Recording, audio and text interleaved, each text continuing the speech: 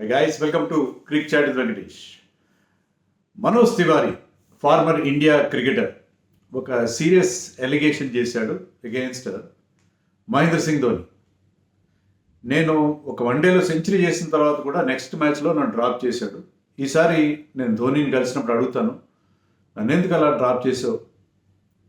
Last మ్యాచ్లో నేను 100 కొట్టాను, నెక్స్ట్ మ్యాచ్లో నన్ను ఎందుకు డ్రాప్ చేసావు అని అడుగుతాను నేను చెప్పి అతను రీసెంట్గానే నిన్నగాక మొన్న అతను రంజీ ట్రాఫీ నుంచి కూడా రిటైర్ అయ్యాడు. యాక్చువల్గా అతను అంతకుముందు రిటైర్ అయ్యి ఎమ్మెల్యేగా కూడా ఎలక్టెడ్ తృణమూల్ పార్టీ తరఫున బెంగాల్లో. అయినా మళ్ళీ రిటైర్మెంట్ బయటకు వచ్చి he was playing Ranji cricket, domestic cricket. But finally he called it a day. Retire అయ్యాడు. రిటైర్ అయిన తర్వాత ఈ బాంబ్ షెల్ ఒకటి పేల్చాడు. నేను చూడలేదు, ఇది యాక్చువల్గా నిన్ననే వచ్చినట్టుంది ఈ స్టేట్మెంట్.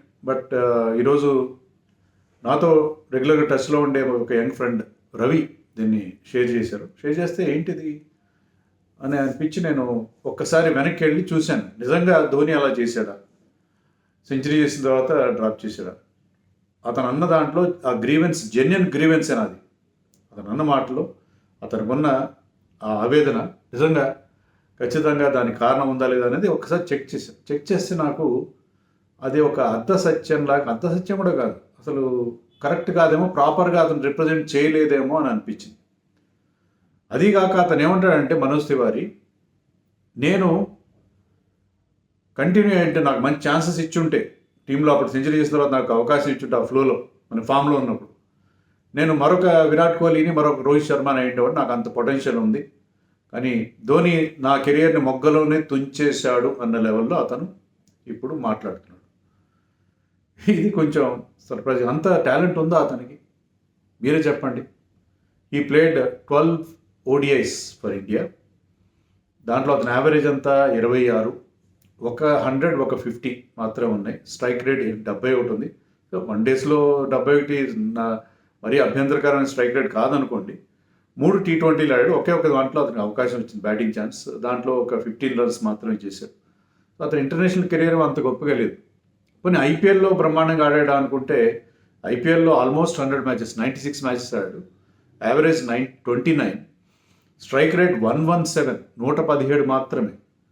అండ్ ఎన్ని ఒక 750 ఎన్నో ఉన్నాయి, అంతే, ఒక 100 కూడా లేదు. సో ఐపీఎల్లో కానీ ఇంటర్నేషనల్ క్రికెట్లో కానీ పెద్దగా చేసిందే లేదు. డొమెస్టిక్లో అతని రికార్డు బాగానే ఉంది, అద్భుతంగా ఉందనేది చెప్పాను నేను.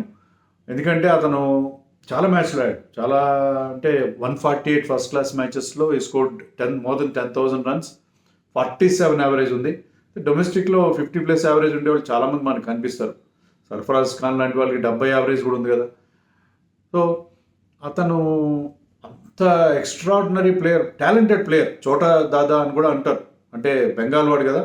దాదా తర్వాత బెంగాల్ నుంచి బాగా షైన్ అయిన బ్యాటర్ ఇతనే అని వాళ్ళు భావిస్తారు. ఓకే, అంతా బాగానే ఉంది. బట్ ధోని మీద అతను ఇంత వైల్డ్ ఎలిగేషన్ చేయాల్సిన అవసరం ఏముంది నాకు అర్థం కాదు. ఇప్పుడు అడుగుతాను ధోని అంటే ఇక్కడ ఒక ట్విస్ట్ కూడా ఉంది. ఎందుకంటే సరే, అతనికి ఎప్పుడు అది ఇన్సిడెంట్ ఎప్పుడు జరిగింది, దాన్ని సెంచరీ చేస్తే తర్వాత మ్యాచ్ ఆడకపోవడం, అది 2011 ఎండింగ్లో జరిగింది, December 2011లో జరిగింది. తర్వాత రైజింగ్ పూణే సూపర్ జైంట్స్ తరఫున ఐ థింక్ 2015-16 ఆ టైంలో హీ ప్లేడ్ అండర్ 16-17 అనుకుంటా. He played under Mahendra Singh Dhoni. అప్పుడు అడిగి ఉండొచ్చు కదా. దానికి అతను చెప్పేది ఏంటంటే, ఆ ఇంటెన్సిటీ ఆఫ్ ది టోర్నమెంట్ వల్ల అడగలేదు. అప్పుడు అడగచ్చు, ఇన్నేళ్ళ తర్వాత, క్యావా ధోని బాయ్, ఎందుకు నన్ను అప్పుడు అలా డ్రాప్ చేసావని అడగచ్చు. అప్పుడు అడగలేదు. యాక్చువల్లీ అతను ఎలాంటి పిక్చర్ ఇచ్చాడంటే, నేను ఆ మ్యాచ్లో సెంచరీ చేసిన తర్వాత నెక్స్ట్ మ్యాచ్లో డ్రాప్ చేశారు, అది కరెక్ట్ కాదు. అతను ఎప్పుడు సెంచరీ చేశాడంటే ఒకసారి మనం చూద్దాం. 2011లో మనం టువర్డ్స్ ది ఎండ్ ఆఫ్ 2011 వెస్టిండీస్తో 5 మ్యాచ్ల వన్డే సిరీస్ ఆడు. దాంతో 4వ మ్యాచ్ ఇందోర్లో జరిగింది. దాంట్లో సెహ్వాగ్ డబుల్ సెంచరీ చేశాడు. అక్కడే మనం 3-1తో సిరీస్ గెలిచాం. అందుకని లాస్ట్ మ్యాచ్లో సీనియర్లకి రెస్ట్ ఇచ్చారు. ఈవెన్ ధోని కూడా ఆడలేదు ఆ మ్యాచ్లో. గౌతమ్ గంభీర్ లీడ్ చేశాడు టీంని ధోని ప్లేస్లో. సెహ్వాగ్ 100 కొట్టిన సెహ్వాగ్ కూడా ఆ మ్యాచ్లో డ్రాప్ చేశారు. డ్రాప్ చేయడం అంటే రెస్ట్ ఇచ్చారు. ముందు మ్యాచ్లో 100 కొట్టినాడు.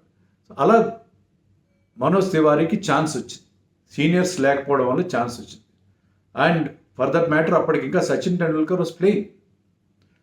సో ఆ టైంలో అతనికి ఛాన్స్ వచ్చింది. ఆ మ్యాచ్లో scored 100, unbeaten 100, man of the match award కూడా వచ్చింది.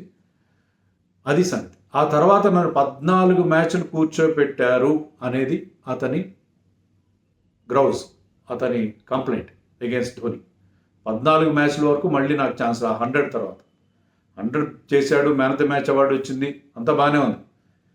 14 మ్యాచ్లు కూర్చోబెట్టారంటే నెక్స్ట్ ఇమీడియట్గా మనం ఆ సిరీస్ అక్కడితో ఎండ్ అయిపోయింది. ఆ సిరీస్లో కూడా అతను ఎందుకు ఛాన్స్ వచ్చింది?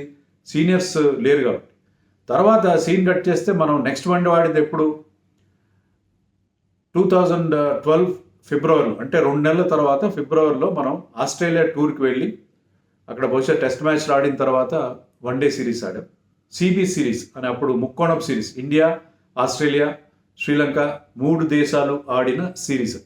ఆ సిరీస్లో అది చాలా టఫ్ సిరీస్. దాంట్లో మనం ఫైనల్స్ కూడా ఎలా వచ్చాము?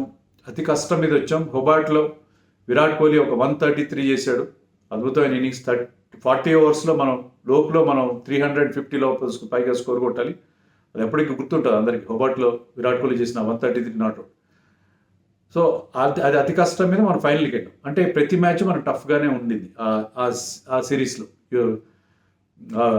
కామన్వెల్త్ బ్యాంక్ సిరీస్లో, సిబి సిరీస్. అక్కడ మన సీనియర్స్ అందరూ రిటర్న్ అయ్యారు. ఒక్కసారిగా మీకు టీంలోకి వీరేంద్ర సెహ్వాగ్, సచిన్ టెండూల్కర్, ధోని ఇలాంటి వాళ్ళందరూ వచ్చిన తర్వాత అతనికి ఛాన్స్ ఎక్కడి నుంచి వస్తుంది? అతను ఎలా ఆడిస్తారు నెక్స్ట్ మ్యాచ్లో? ఎందుకంటే ఆల్రెడీ విరాట్ కోహ్లీ ఉన్నాడు అక్కడ, సురేష్ రైనా ఉన్నాడు, రోహిత్ శర్మ ఉన్నాడు. వీళ్ళ తర్వాత కదా పెక్కింగ్ ఆర్డర్లో అతని పేరు వచ్చింది. లాస్ట్ మ్యాచ్లో అతను సెంచరీ కొట్టుండొచ్చు, కానీ ఏంటంటే he played in that match because seniors were rest. అందుకని వన్ సీనియర్స్ రిటర్న్స్ అతను అవకాశం పోతుంది. అదే చెన్నైలో అతను సెంచరీ చేసిన చెన్నైలోనే ట్రిపుల్ సెంచరీ చేశాడు 2016లో ఇంగ్లాండ్కి విరుద్ధంగా కరుణ్ నాయర్. కానీ ఆ తర్వాత మ్యాచ్లో అతను డ్రాప్ చేశాడు. ఎందుకంటే దానికి అదే రీజన్. అప్పుడు అజింక్య రహానేకి ఇంజరీ ఉండడంతో Karun Nair came in to the picture and scored 100. But once Rahane return to the scene after the injury, తన రైట్ఫుల్ ప్లేస్ అతనికి ఇచ్చేశారు and Karun Nair had to sit out. So ఇక్కడ కూడా అదే జరిగింది. మనకు అంతమంది సీనియర్స్ ఉన్నప్పుడు సచిన్ టెండూల్కర్ స్టిల్ ప్లే, వీరేంద్ర సెహ్వాగ్ ఉన్నాడు, విరాట్ కోహ్లీ అండ్ సురేష్ రైనా, రోహిత్ శర్మ, వీళ్ళందరూ ఉండగా, ధోని, వీళ్ళందరూ మిడిల్ ఆర్డర్లో ఉండగా అతనికి ఎక్కడి నుంచి ఛాన్స్ వస్తుంది? రాదు కదా. అది జరిగింది, అక్కడ జరిగిన విషయం అది. సో అందుకని ఆ సిబి సిరీస్లో అతను ఒక్క మ్యాచ్ కూడా ఆడలేదు, కామన్వెల్త్ బ్యాంక్ సిరీస్లో. తర్వాత ఆ సిరీస్ తర్వాత మనం బంగ్లాదేశ్ వెళ్ళి అక్కడ ఏషియా కప్ ఆడు. ఏషియా కప్లో కూడా మనకి టఫ్ సిచ్యుయేషన్. అక్కడ కూడా సచిన్ టెండూల్కర్ ఉన్నాడు. అక్కడే సచిన్ టెండూల్కర్ ఆ ఏషియా కప్లోనే 2012లో తన 100 కంప్లీట్ చేస్తున్నాడు. When Sachin Tendulkar was playing, other seniors were playing, అతనికి అవకాశం రాదు కదా. సో అక్కడ రాలేదు. ఆ తర్వాత జరిగిన సిరీస్లో ఏ మార్చిలోనో జూలైలోనో అతనికి మళ్ళీ అవకాశం వచ్చింది. తర్వాత అతను పెద్దగా రన్స్ చేయలేదు. నేను చెప్పినట్టుగా 12 మ్యాచ్ల్లో అతను యావరేజ్ 26 మాత్రమే. ఆ తర్వాత ఒక హాఫ్ సెంచరీ మాత్రం చేశాడు. సో దీంట్లో అతను ఏదో పని కట్టుకుని ధోని తొక్కేసిన ఫ్యాక్టర్ ఏమి నాకు కనబడట్లేదు. సో నన్ను సెంచరీ తర్వాత, అంటే ఒక అర్ధ సత్యం, సెంచరీ తర్వాత నన్ను డ్రాప్ చేశారు. It is a fact that he was dropped after century. But ఆ సెంచరీ ఎక్కడ వచ్చింది? సిరీస్ ఎండింగ్లో వచ్చింది. నెక్స్ట్ సిరీస్కి he was in the squad. మనం ఆస్ట్రేలియా వెళ్ళినప్పుడు ఉన్న స్క్వాడ్లో, వన్డే స్క్వాడ్లో కానీ T20 స్క్వాడ్లో కానీ Manoj Tiwari was very much there. Manoj Tiwari ఉన్నాడు, ఆ స్క్వాడ్లో ఉన్నాడు. కానీ అతను he could not break in to the 11 because Sachin, Sehwag లాంటి ప్లేయర్స్ అప్పటికి ఇంకా ఆడుతున్నారు. అతనికి టెస్ట్లు కూడా, ఒక్క టెస్ట్ కూడా ఆడలేదు. అతని కెరీర్ కొంచెం అన్ఫార్చునేట్. ఎందుకంటే 2007లోనో 8లోనో మన బంగ్లాదేశ్లో మీర్పూర్లో టెస్ట్ ఆడడానికి సిద్ధంగా ఉన్నాం. ఆ సీజన్లో అతను డొమెస్టిక్లో అద్భుతంగా 90 యావరేజ్తో ఉన్నాడు. సో టీంలో అతనికి అవకాశం ఇచ్చారు. బహుశా ఆ 2008 సిరీస్లో సీనియర్స్ ఎక్కువ మంది లేరు. ఎందుకంటే అప్పుడు ఇంకా మీరు అప్పుడు అర్థం చేసుకోండి, 2007-8లో సచిన్, సెహ్వాగ్, లక్ష్మణ్, ద్రావిడ్ వీళ్ళందరూ కూడా ఆడుతున్నారు. అప్పుడు గొప్ప గొప్ప ప్లేయర్స్కే ఛాన్స్ వచ్చేది కాదు. సో అతనికి Amol Majumdar was another person who could not get in to the 11 and squad. So అప్పుడు మనోజ్ తివారీకి అవకాశం వచ్చింది. యాక్చువల్గా మీర్పూర్ టెస్ట్ రేపు ఆడతాడనగా ముందు రోజు అతను ప్రాక్టీస్ టైంలో, ప్రాక్టీస్ డ్రిల్స్లో అతను కింద పడి డిస్లోకేటెడ్ ఈ షోల్డర్. సో అతనికి వచ్చిన అవకాశం అందినట్టే అండి, టెస్ట్ డెబ్యూ పోయింది. ఆ తర్వాత ఛాన్స్ ఇవ్వలేదు. మరి దాన్ని ఎందుకు బ్లేమ్ చేయలేదు అతను? అప్పుడు ధోని కాదు కదా captain. At that time I think Dravid and Kumble were leading Indian team. So అప్పుడెందుకు కంప్లైంట్ చేయలేదు? ఒక్క టెస్ట్ కూడా అవకాశం ఉంది. నాకు టెస్ట్ ఛాన్స్ వచ్చినట్టే వచ్చి దాని అది పోయింది. మరి అప్పుడు కంప్లైంట్ చేయకుండా ధోని మీద ఎందుకు మాట్లాడుతున్నాడో నాకు అర్థం కావట్లేదు. దానికి సింపుల్ రీజన్, అక్కడ కూడా అదే రీజన్. నేను చెప్పినట్టుగానే at that point Sachin, Dravid, Laxman వీళ్ళందరూ కూడా టెస్ట్ క్రికెట్ ఆడుతున్నారు. వాళ్ళు మిడిల్ ఆర్డర్లో ఉన్నారు. ధోని కీపర్గా ఉంటాడు, ఓపెనర్స్ ఉంటారు. సో అక్కడ మీ మిడిల్ ఆర్డర్ ఒక్కటి సెటిల్ అయిపోయింది. 5 బౌలర్స్ ఉంటారు. 4 బౌలర్స్ అన్న అవకాశం వస్తే యువరాజ్ సింగ్ వస్తుంది. అదే అన్నాడు అప్పుడు. అప్పట్లో కూడా అతను కంప్లైంట్ చేశాడు, యువరాజ్ సింగ్ ఛాన్స్ ఇచ్చారు, నాకు ఇవ్వలేదు. Yuvraj Singh is far better player than you. That you have to accept. Yuvraj Singh ఇచ్చారు ఛాన్స్, రైనాకి ఇచ్చారు. Yes, they are attacking left handers, వాళ్ళని తీసుకున్నారు టీంలో. సో అతను ఈ కంప్లైనింగ్ నేచర్ కనిపిస్తుంది మనకి. ఎందుకంటే అతను ఇప్పుడు పాలిటిక్స్లోకి వెళ్ళాడు కదా, ఇలాగ ఎలిగేషన్స్ చేయడం లాగా నాకు అనిపిస్తుంది. ఈ మధ్యన ఒక ట్వీట్ కూడా పెట్టాడు, అతను చూసే ఉంటారు. రంజీ ట్రాఫీలో ఏమాత్రం రంజీ ట్రాఫీని రద్దు చేసేయాలి, స్క్రాప్ చేసేయాలి. So many things are wrong with Ranji trophy, so many things are not going well. ఆ సో మెనీ అంటే చెప్పలేదు. సో అతను ఇలా కంప్లైనింగ్ నేచర్లో ఒక నెగిటివ్ మైండ్ సెట్తో వెళ్ళిపోతున్నట్టుగా ఉన్నాడు. సో రంజీ ట్రాఫీలో ఏమి ఇబ్బందులు ఉన్నాయో చెప్పుకుంటే బాగుండేది. ఎస్, రంజీ ట్రాఫీని సంస్కరించాల్సిన అవసరం, మనం కూడా దాని గురించి మాట్లాడుకుంటున్నాం. కానీ ఏం ప్రాబ్లం ఉందో రంజీ ట్రాఫీలో అతను చెప్పుకుంటే బాగుండేది, కానీ అది చెప్పలేదు. అండ్ ఇయర్స్ బ్యాక్ 2015లోనే ఎప్పుడో ఒక రంజీ మ్యాచ్ అప్పుడే గౌతమ్ గంభీర్తో అతను on field almost they came to blows. Gautam Gambhir and Manoj Tiwari. Gautam Gambhir, Manoj Tiwari actually కేకేఆర్లో కూడా కలిసి ఆడారు.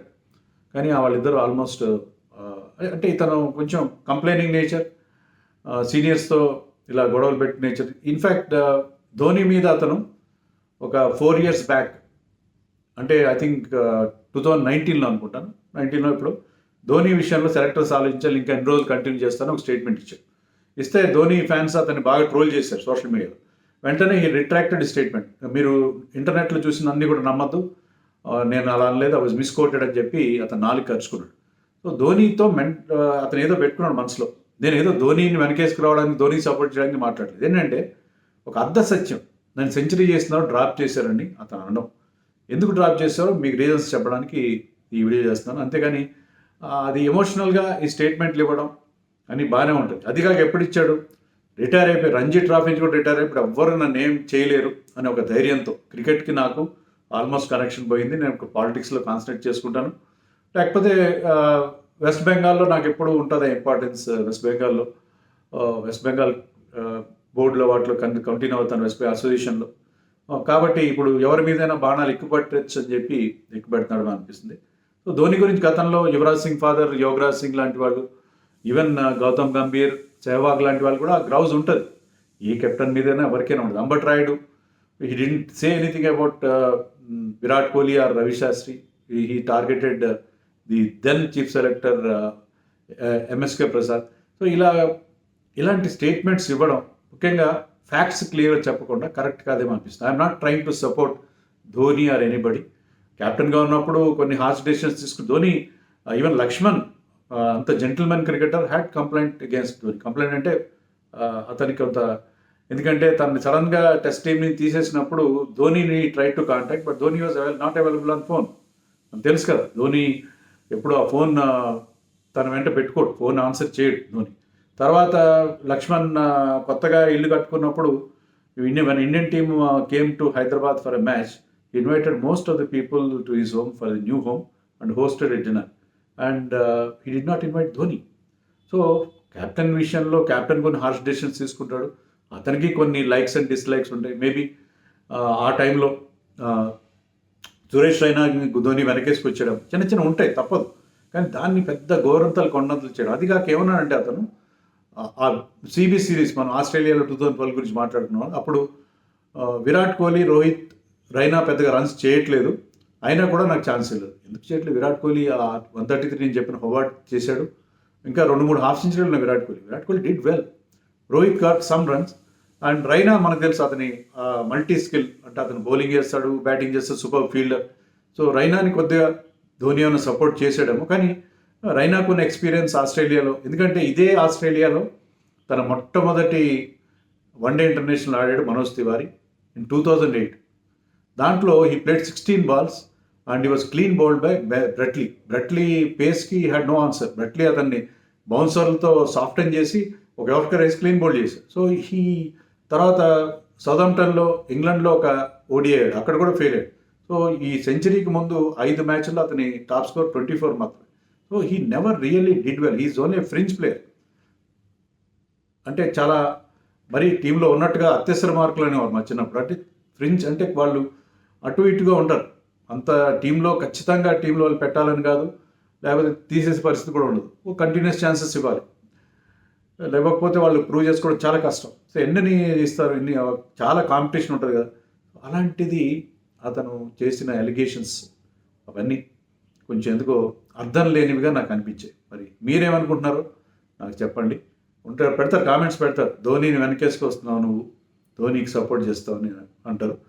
నాకు గమ్మత్ ఏంటంటే నేను చేసిన కొన్ని వీడియోస్ చేసి నువ్వు ధోని గురించి ఎలా అంటావా అని చెప్పి నా మీద విరుచుకుపడ్డ ధోని ఫ్యాన్స్ ఉన్నారు.